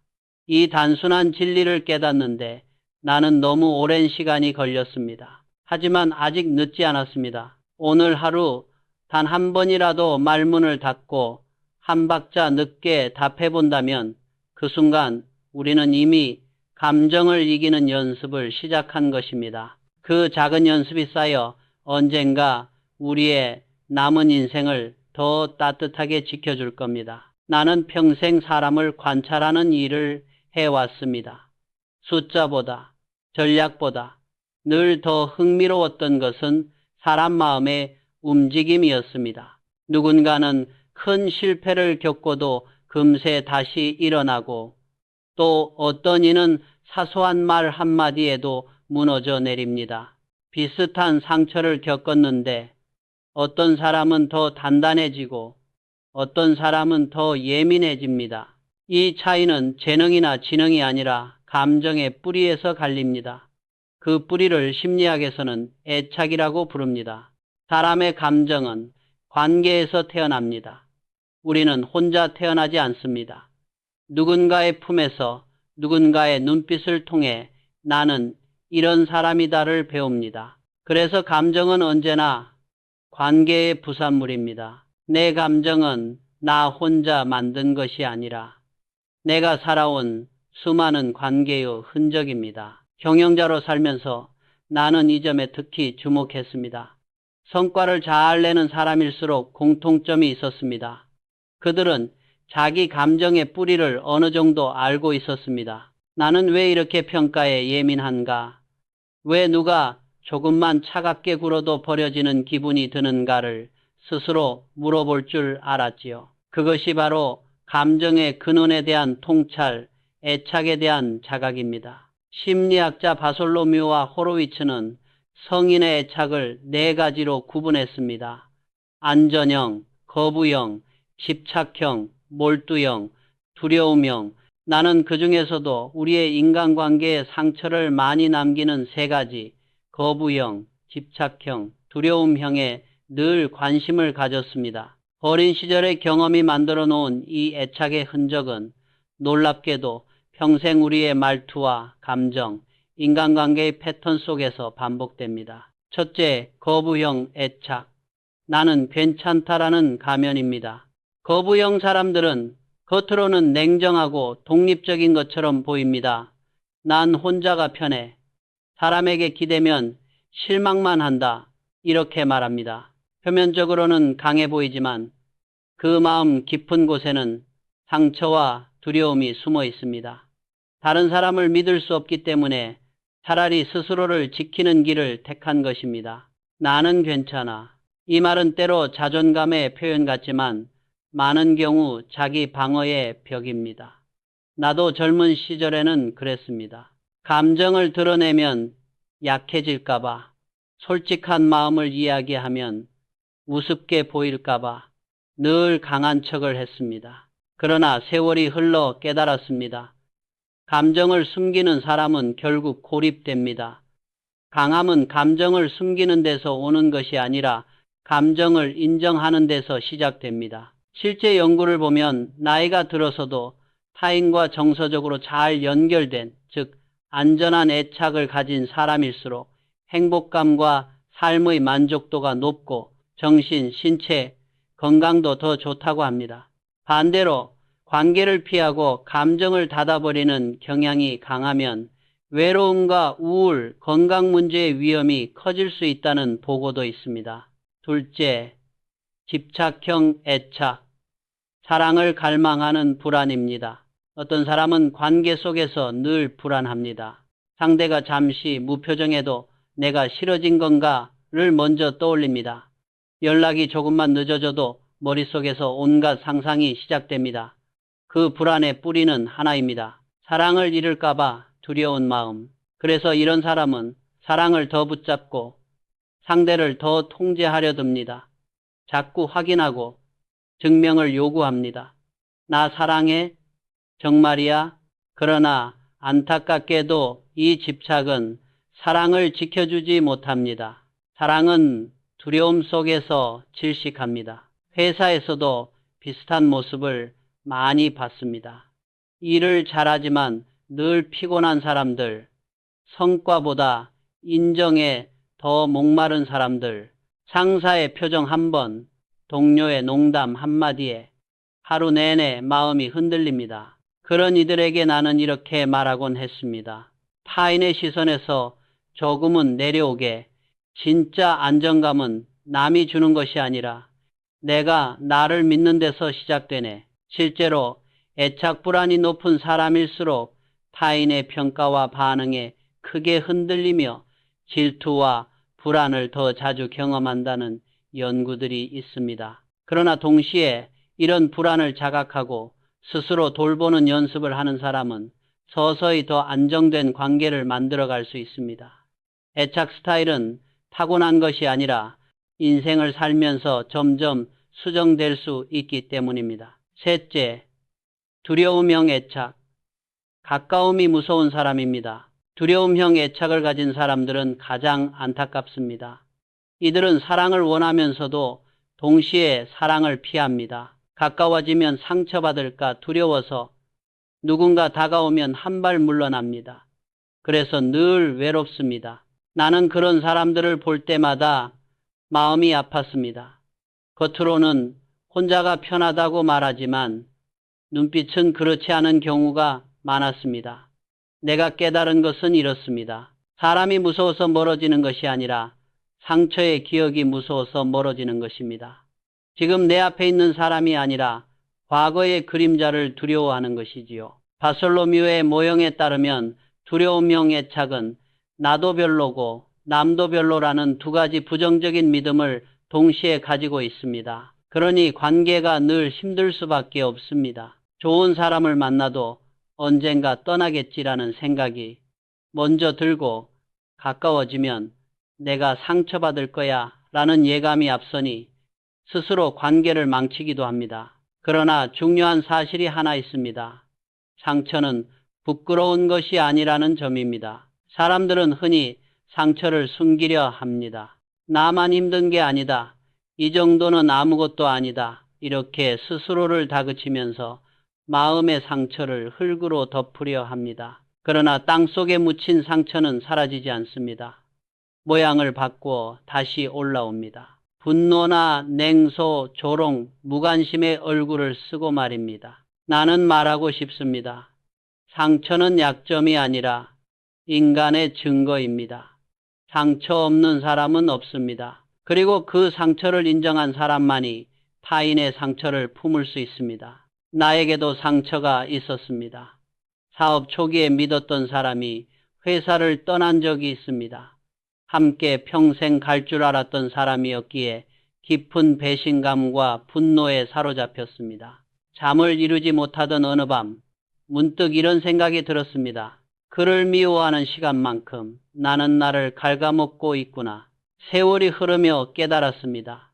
그를 미워한 시간보다 그를 통해 배운 인간의 복잡함이 더 값졌다는 것을 그 사건 이후로 나는 사람을 쉽게 판단하지 않게 되었습니다. 겉모습 뒤에는 언제나 사연이 있다는 것을 알게 됐기 때문입니다. 감정 조절은 상처를 억누르는 데서 시작되지 않습니다. 상처를 인정하는 데서 시작됩니다. 화가 났을 때 나 괜찮아라고 억지로 웃는 대신 나는 지금 서운하다라고 내 마음을 먼저 알아주는 것. 그것이 진짜 감정 관리의 첫걸음입니다. 감정을 숨기면 그 감정은 다른 모양으로 우리 삶에 나타납니다. 불평, 냉소, 비꼼 혹은 스스로를 향한 비난의 목소리로요. 그래서 나는 늘 내 마음을 들여다보며 스스로에게 물었습니다. 지금 내 말 속에는 어떤 상처가 숨어 있는가? 이 질문이 나를 성장시켰습니다. 진정한 리더는 타인의 능력보다 그 사람의 상처를 볼 줄 아는 사람입니다. 상처를 본다는 것은 그 사람의 인간성을 이해한다는 뜻입니다. 부하의 실수를 보았을 때 나는 가끔 그 뒤에 있는 사연을 상상해 보았습니다. 그는 왜 이렇게 급하게 결정을 했을까? 혹시 집에서 힘든 일을 겪고 있지는 않을까? 지금 이 사람은 인정이 부족해서 무리하고 있지는 않을까? 이렇게 생각하면 꾸짖고 싶은 마음이 조금 줄고 도와주고 싶은 마음이 조금 늘어납니다. 감정의 경영이란 결국 사람의 상처를 이해하려는 경영입니다. 그 이해가 조직의 온도를 바꿉니다. 최근 연구들을 보면 노년기에도 애착 스타일은 건강과 행복에 영향을 미칠 수 있습니다. 특히 안정된 애착을 가진 어르신일수록 삶의 질과 희망, 정서적 안녕이 더 높다는 결과들이 보고됩니다. 반대로 외로움과 고립은 우울, 인지 저하의 위험을 높이는 요인이 되기도 합니다. 결국 상처와 애착을 이해한다는 것은 단지 과거를 파헤치려는 것이 아닙니다. 현재의 나를 조금 더 따뜻하게 대하는 연습입니다. 아, 내가 이렇게 예민한 건 내가 나를 지키려 애써온 세월 때문이구나. 이 한 줄의 이해가 생기면 우리는 자신을 덜 탓하게 되고 타인에게도 조금 더 부드러워집니다. 감정의 뿌리를 알면 사람을 잃지 않습니다. 상처를 모른 채 감정만 다루려 하면 아무리 좋은 조언도 마음 깊이 닿지 않습니다. 반대로 그 사람의 마음 역사와 애착의 이야기를 이해하려고 할 때 비로소 싸움 대신 이해가 오해 대신 관계가 남습니다. 그리고 그 이해의 출발점은 언제나 같습니다. 저 사람은 지금 무엇을 두려워하고 무엇을 갈망하고 있을까? 이 질문을 품는 순간 우리는 더 이상 상대를 문제 있는 사람으로 보지 않고 상처와 욕구를 가진 한 인간으로 보게 됩니다. 그 시선이 우리 모두를 살립니다. 나는 사람을 볼 때 그가 무슨 생각을 하는지보다 무엇을 갈망하는지를 먼저 보려고 했습니다.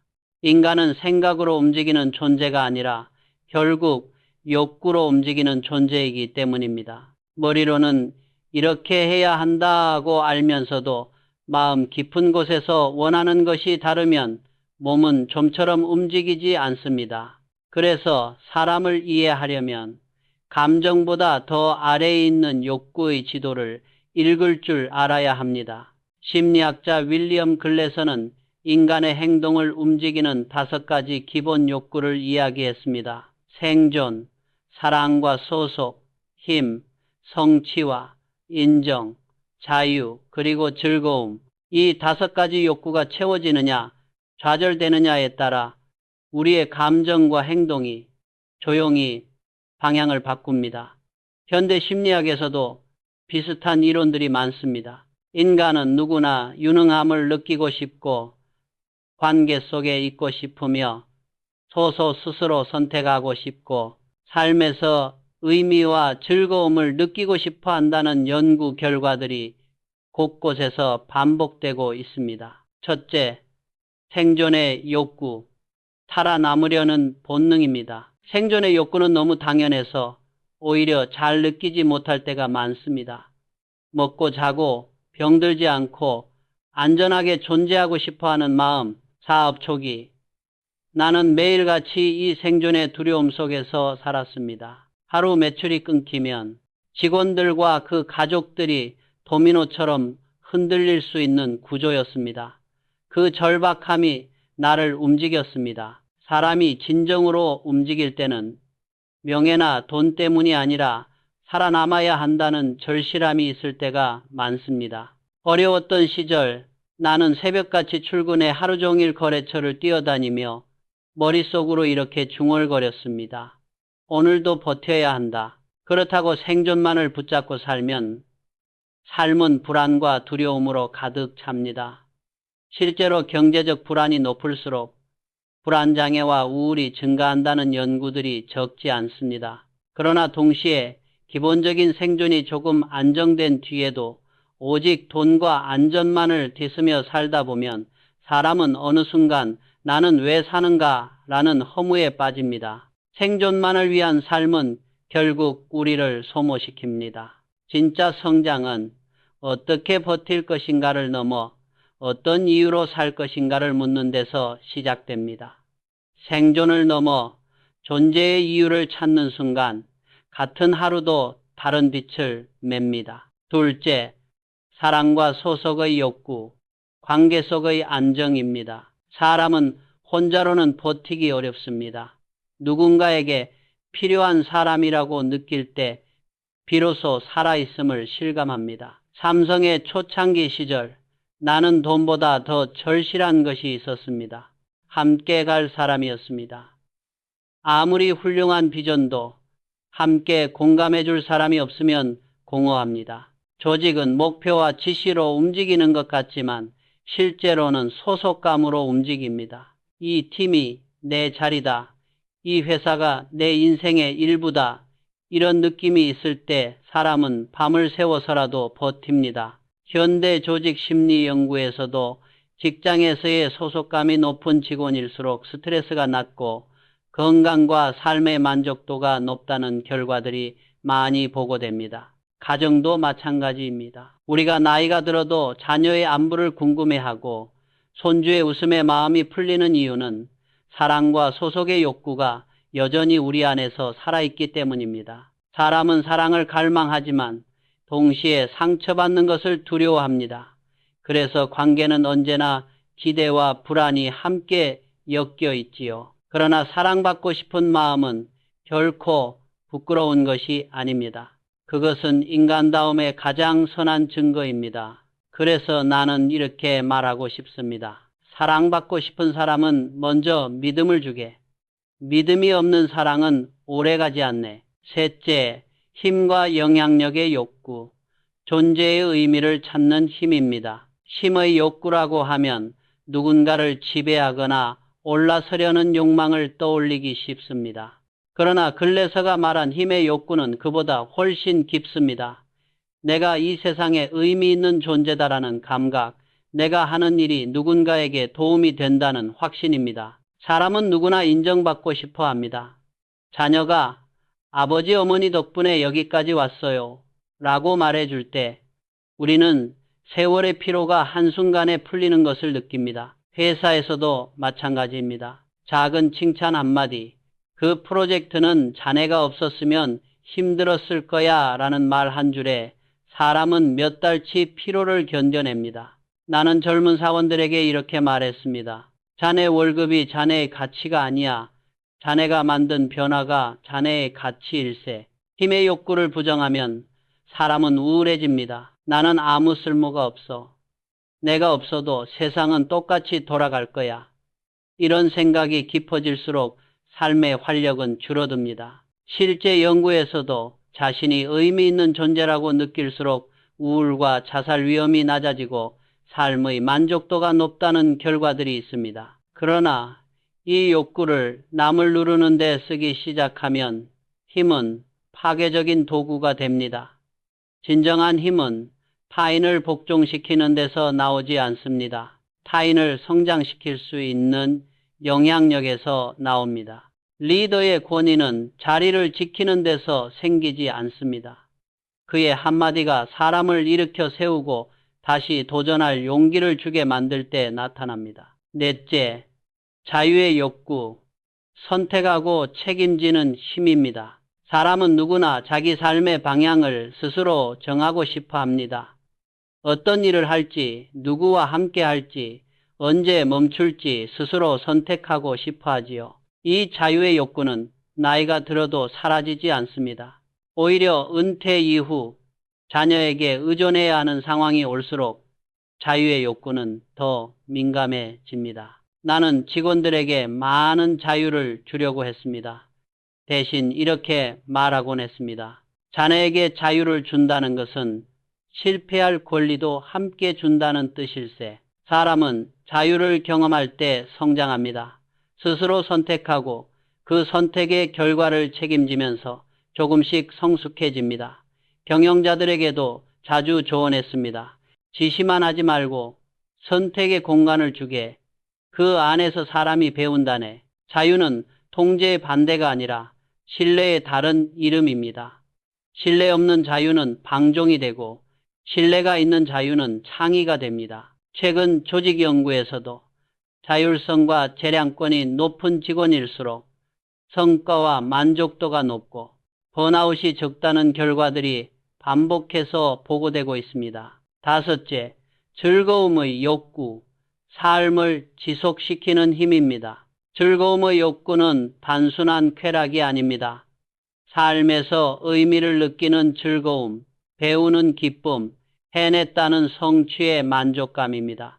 나는 나이가 들어서야 깨달았습니다. 성공의 끝에는 언제나 피로가 기다리고 있다는 것을, 그리고 그 피로를 달래주는 것은 큰 상도, 언론의 조명이 아니라 아주 작은 즐거움들이었습니다. 새벽 공기 속에서 마시는 한 잔의 커피, 직원들과 나누는 소소한 농담, 완성된 제품을 처음 손에 쥐는 순간의 설렘. 사람은 이런 작은 즐거움을 잃어버리면 언젠가 목적도 잃습니다. 그래서 나는 이렇게 말했습니다. 즐겁지 않은 일은 오래가지 않는다.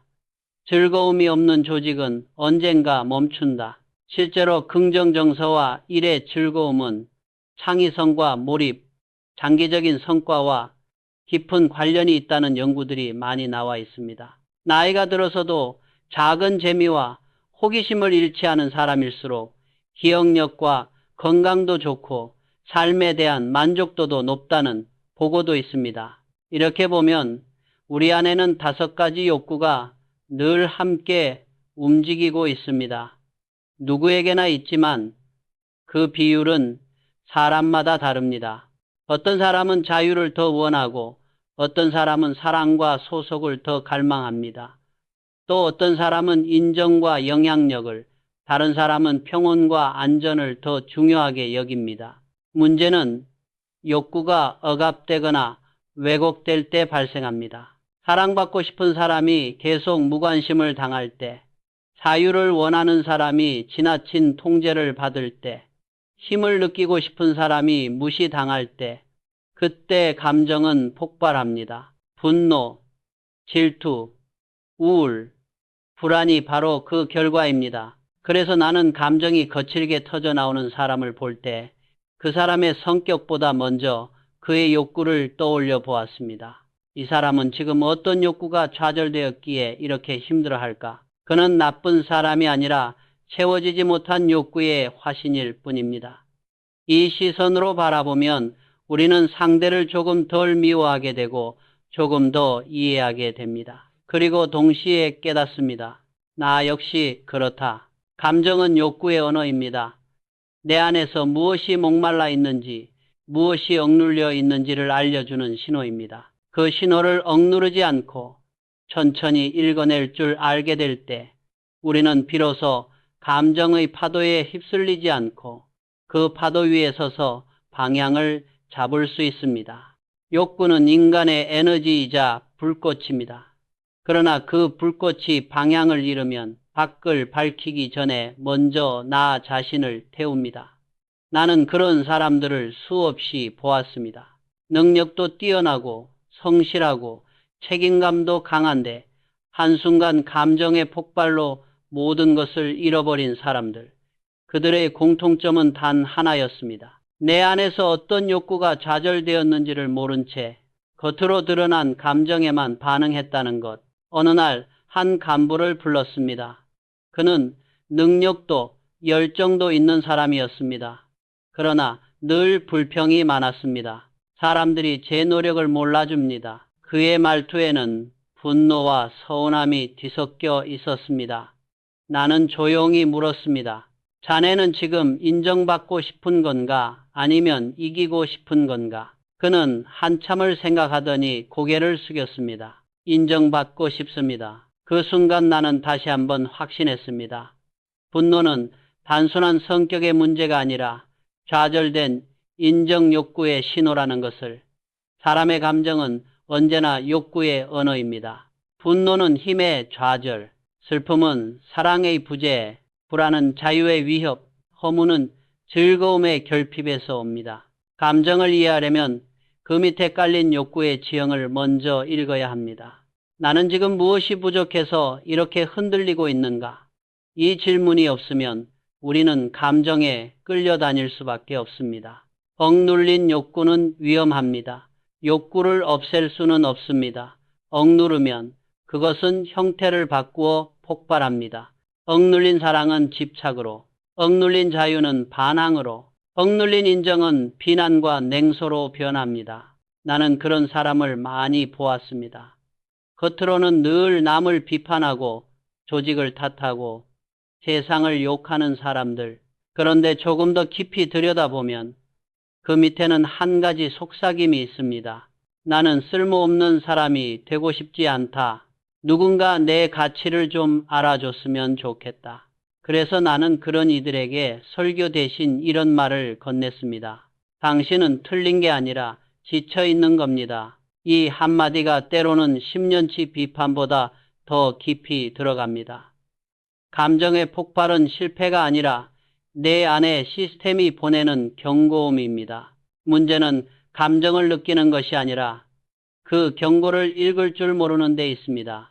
한 임원이 사직서를 들고 온 적이 있습니다.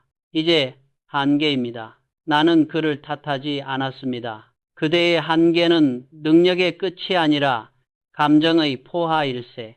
그는 그 자리에서 눈물을 흘렸습니다. 사람은 감정을 통해 비로소 자신을 알게 됩니다. 감정의 폭발은 이 방향으로는 더 못 가겠다는 신호일 수 있습니다. 그 신호를 무시하면 몸이 병들고 관계가 망가지고 삶의 의미가 흐려집니다. 그 신호를 읽으면 새로운 길을 찾을 기회가 됩니다. 오늘날 연구들을 봐도 비슷한 이야기가 나옵니다. 직장에서의 만성 스트레스와 감정 소진을 제때 돌보지 않으면 우울, 불안뿐 아니라 심혈관 질환, 수면 장애까지 위험이 높아진다는 결과들이 많습니다. 반대로 자신의 감정을 인식하고 도움을 구하고 삶의 방식을 조정할 줄 아는 사람들은 번아웃에서 회복될 가능성이 훨씬 높다고 합니다. 그래서 나는 리더의 역할을 이렇게 정의했습니다. 감정의 온도를 조절하는 사람. 조직의 공기는 리더의 감정 온도에 따라 달라집니다.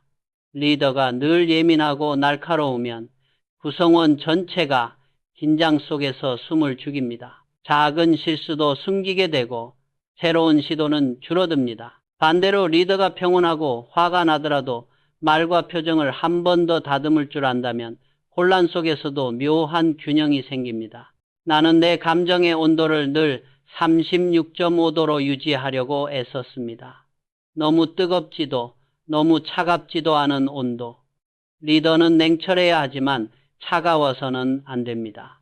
따뜻해야 하지만 그물거리면 안 됩니다. 냉철함이 지나치면 사람을 도구로 보게 되고 따뜻함이 지나치면 원칙을 놓치게 됩니다. 감정의 온도를 적절히 유지하는 리더 밑에서 사람들은 스스로 책임과 자유를 배우게 됩니다. 조직 심리 연구에서도 리더의 정서적 안정감과 공감 능력이 팀의 신뢰와 헌신을 높이고 갈등을 줄이며 성과를 높이는 핵심 요인 중 하나라는 결과들이 반복해서 나오고 있습니다. 감정의 온도를 조절한다는 것은 감정을 없애는 것이 아닙니다. 내 안에서 올라오는 감정을 있는 그대로 인정하되 그것을 어떻게 표현할지 선택하는 힘입니다. 지금 나는 화가 났다. 그렇다면 이 화를 어떻게 써야 할까? 지금 나는 지쳐있다. 그렇다면 오늘은 어떤 말을 삼가야 할까? 이렇게 묻는 습관이 생기면 감정은 더 이상 폭발만을 향해 달려가지 않습니다. 방향을 얻습니다. 결국 감정은 파괴의 언어가 아니라 방향의 언어입니다. 분노는 나에게 중요한 가치가 무엇인지를 보여주고, 슬픔은 내가 얼마나 사랑할 줄 아는 사람인지를 알려주며, 불안은 어떤 준비가 필요할지를 미리 알려주는 경고가 됩니다. 우리는 평생 감정 때문에 고생했다고 생각하기 쉽습니다. 그러나 조용히 돌아보면 감정 덕분에 방향을 틀고 사람을 바꾸고 삶의 의미를 다시 세운 순간들도 적지 않습니다. 이제 우리의 몫은 감정을 없애려 애쓰는 것이 아니라 그 언어를 읽는 것입니다.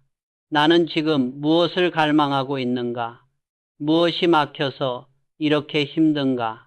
이 질문을 내 삶에 드리는 순간 감정은 나를 휘두르는 무기가 아니라 나에게 길을 가리켜주는 나침반이 됩니다. 그리고 그 나침반을 제일 먼저 읽어야 할 사람은 남이 아니라 바로 나 자신입니다. 리더가 되고 부모가 되고 누군가의 조언자가 되기 전에 먼저 내 안에 감정과 욕구를 들여다볼 수 있어야 합니다. 그래야 타인의 감정도 존중할 수 있습니다. 감정은 우리를 괴롭히러 온 손님이 아닙니다.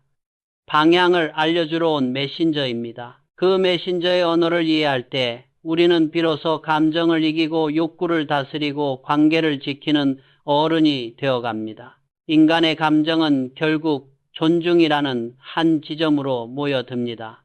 인정받고 싶다는 마음, 이해받고 싶다는 갈망, 무시당하고 싶지 않다는 분노의 밑바닥을 하나씩 들여다보면 모두 이렇게 말하고 있습니다.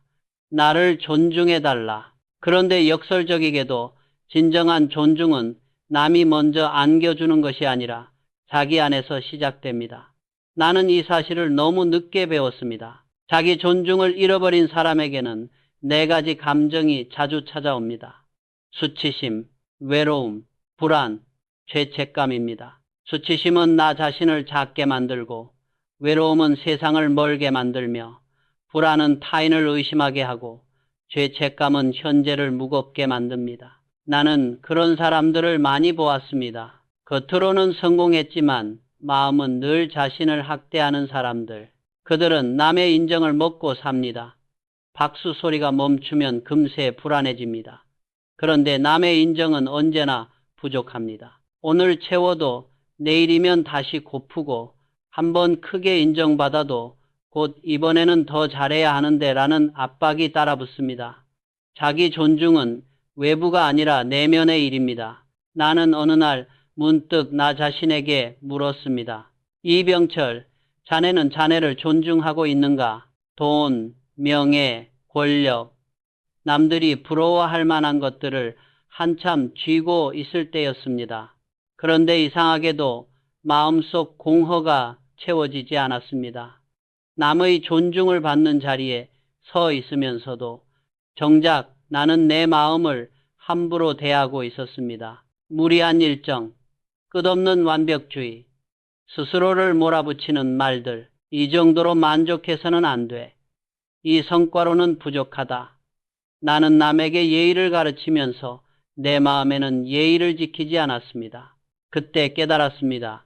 자신을 존중하지 못하는 사람은 타인의 존중도 오래 받을 수 없다. 자존은 절제에서 나옵니다. 말을 절제하고 욕심을 절제하고 분노를 절제하는 사람에게는 자연스러운 품격이 생깁니다. 그 품격이 바로 존중입니다. 존중은 화려한 말에서 오지 않습니다. 조용한 침묵, 한 걸음 물러서는 여유, 급하게 따지지 않는 눈빛에서 드러납니다. 타인을 존중한다는 것은 그의 능력이 아니라 그의 존재를 인정하는 일입니다. 그가 나보다 부족해 보일지라도 그 사람의 인생에는 그 나름의 역사와 무게가 있습니다. 나는 직원들에게 자주 이렇게 말했습니다. 우리는 사람을 쓰는 것이 아니라 그의 인생 일부를 빌리는 것이야. 이 마음으로 회사를 운영하면 조직은 경쟁의 장이 아니라 공존의 장이 됩니다. 서로를 밀어내며 올라서는 곳이 아니라 서로의 자리를 인정해주며 함께 버티는 곳이 됩니다. 세상이 빨라질수록 존중은 사라지기 쉽습니다.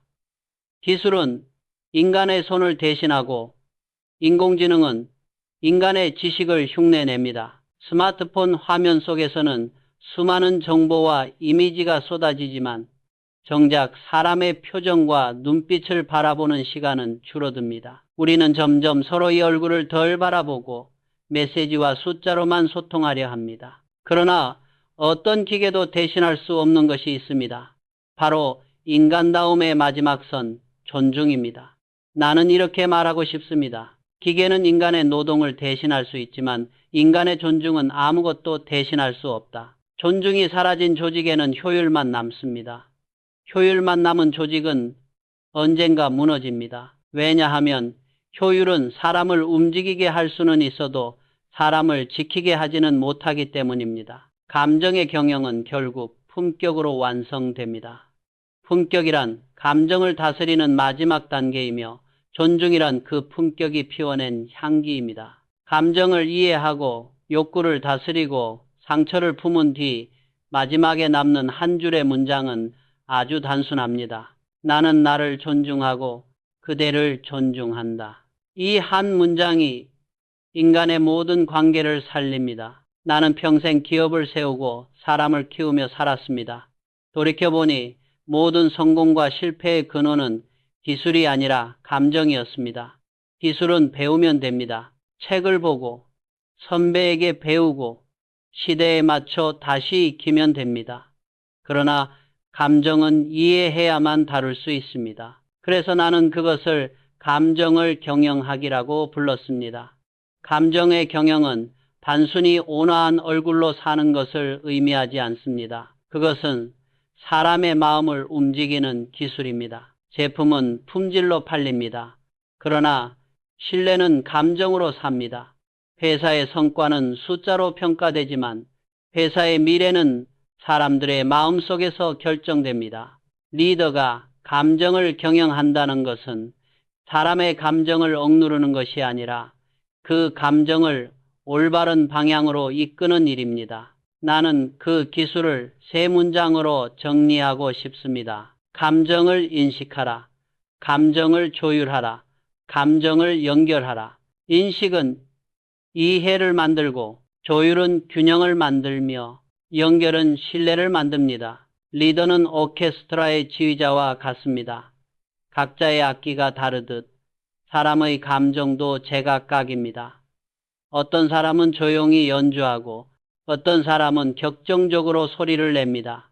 리더는 그 차이를 억누르지 않고 조율해야 합니다. 나는 회의를 할 때 논리보다 공기를 더 신경 썼습니다. 공기가 무거워지면 의견은 닫혀 나옵니다. 공기가 따뜻하면 아이디어는 저절로 피어납니다. 리더의 표정 하나, 문장 끝의 어조 하나가 그 공기를 바꿉니다. 그래서 중요한 날에는 거울 앞에서 잠시 멈추어 내 얼굴을 먼저 살펴보곤 했습니다. 오늘 내 표정이 회사를 살릴 수도 무너뜨릴 수도 있다. 기술보다 마음이 앞서야 합니다. 나는 수많은 기술 혁신을 이끌어왔지만 언제나 이렇게 말했습니다. 기술은 수단일 뿐 사람이 먼저다. 아무리 뛰어난 시스템을 만들어도 그 안에서 일하는 사람이 상처투성이면 조직은 서서히 식어갑니다. 인간의 감정은 기업의 체온입니다. 그 체온이 1~2도만 떨어져도 창의는 얼어붙고 신뢰는 금이 갑니다. 그래서 나는 감정의 온도 경영을 주장했습니다. 이익보다 신뢰를 먼저 생각하고 속도보다 함께 가는 사람의 숨을 먼저 살피는 문화, 직원의 실수 앞에서 호통보다 무슨 일이 있었나? 라는 질문을 먼저 꺼내는 리더. 그곳에서 사람들은 다시 마음을 내어줍니다. 나는 요즘 세상을 보며 한 가지 걱정이 있습니다. 사람들은 서로의 표정을 잃어버리고 있습니다. 대화 대신 메시지, 감정 대신 데이터, 마주 앉은 시간 대신 각자의 화면을 바라보는 시간에 익숙해졌습니다. 인공지능은 사람처럼 말하는 법을 배워가는데 오히려 인간은 점점 기계처럼 식어가는 것은 아닌가 하는 생각이 듭니다. 그래서 나는 마지막으로 이렇게 말하고 싶습니다. AI는 사람의 지식을 흉내낼 수 있지만 감정의 깊이는 흉내낼 수 없다. 인간을 인간답게 하는 것은 지능이 아니라 감정이다. 우리가 감정을 잃으면 세상은 더 효율적일 수는 있습니다. 그러나 그만큼 쓸쓸한 곳이 될 것입니다. 내 인생의 마지막 교훈은 아주 단순합니다. 감정을 이기는 자가 인생을 이긴다. 여기서 감정을 이긴다는 것은 울지 않는 사람이 되고 상처받지 않는 사람이 되는 것이 아닙니다. 분노에 휘둘리지 않고 두려움에 갇히지 않으며 타인을 존중하면서도 자신을 잃지 않는 사람, 그런 사람이 어디서나 빛납니다. 가정에서는 부모가 되고 회사에서는 리더가 되며 사회에서는 신뢰가 됩니다. 감정을 경영하라. 그것이 곧 인간을 경영하는 일입니다. 인간을 경영하는 자가 세상을 바꿉니다. 나 역시 기업을 세웠지만 마지막에는 한 사람의 인간으로 돌아가 이 말을 남기고 싶습니다. 내가 남긴 진짜 유산은 건물도 재산도 아니다. 사람의 마음을 이해하려 애썼던 시간들, 감정을 존중하려 했던 선택들, 그것이 나의 경영이었다. 그리고 이 말을 지금 이 영상을 보고 있는 그대에게도 건네고 싶습니다. 그대의 감정을 존중하라. 그대의 감정이 곧 그대 인생의 방향이다.